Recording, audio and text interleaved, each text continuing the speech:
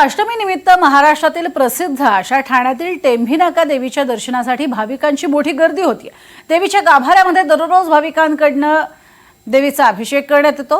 अष्टमी निमित्त आज तब्बल सकाळपासून 200 पेक्षाही अधिक भाविकांनी देवीचा अभिषेक केलेला आहे।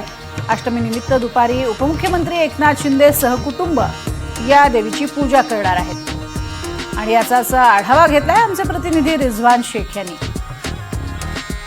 शारदीय नवरात्रोत्सव निमित्त आज अष्टमीचा दिवस आहे। मोठ्या प्रमाणात भक्त जे आहेत ते ठाण्यातील टेंभीनाका जी देवी आहे त्या ठिकाणी उपस्थित आहे। सकाळपासूनच मोठ्या प्रमाणात भक्तांनी जे आहे ती या देवीच्या दर्शनाकरिता मोठ्या प्रमाणात रांग लावलेली आहे। आपण जर पाहिलं तर अष्टमी म्हणजे होम हवन करणे, कन्याची पूजा करणे, अशा पद्धतीने अष्टमीचा दिवस तो साजरा केला जातो। संपूर्ण आपण जर पाहिलं तर सकाळपासूनच ठाण्यातील दुर्गेश्वरी टेंभीनाका या ठिकाणी मोठ्या प्रमाणात जे भक्तांनी जे आहे ती रांग लागलेली आहे आणि अनेक लोक जे आहेत ते दुग्धाभिषेक देखील करताना आपल्याला पाहायला भेटत आहे। अद्यापर्यंत 200 पेक्षाही जास्त लोकांनी या देवीच्या दर्शनाकरिता या ठिकाणी आलेले आहेत। आपण जर पाहिलं संपूर्ण परिसर मी तुम्हाला ठाण्यातील टेंभीनाका या परिसरात दाखवत आहे की मोठ्या प्रमाणात लोकांनी जी आहे ती या ठिकाणी गर्दी केलेली आहे आणि सध्या आरती सुरू आहे आणि मोठ्या प्रमाणात दुग्धाभिषेक जे आहे ते भक्तांकडून केला जातो। आपण जर पाहिलं तर 3 दिवसापासून मोठ्या प्रमाणात सातत्याने पाऊस जे आहे तो ठाणे जिल्ह्यामध्ये पडत आहे, परंतु आज ज्या पद्धतीने हवामान विभागाने ठाण्याला ऑरेंज अलर्ट दिल्यामुळे कुठेतरी पाऊस आहे तो संत गतीने आहे आणि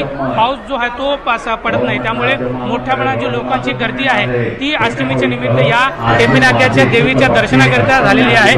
हा संपूर्ण चित्र मी तुम्हाला ठाण्यातून दाखवते कशा पद्धतीने सकाळपासूनच लोक जे आहेत ते देवीच्या दर्शनाकरिता आहेत। आणि आपण जर पाहिलं तर दुपारी महाराष्ट्र राज्याचे उपमुख्यमंत्री एकनाथ शिंदे स्वतः सहकुटुंबासह या देवीच्या आरती करते या ठिकाणी येणार आहेत। व्हिडिओ जर्नलिस्ट अनिश शेख, रिजवान शेख, NDTV मराठी, ठाणे।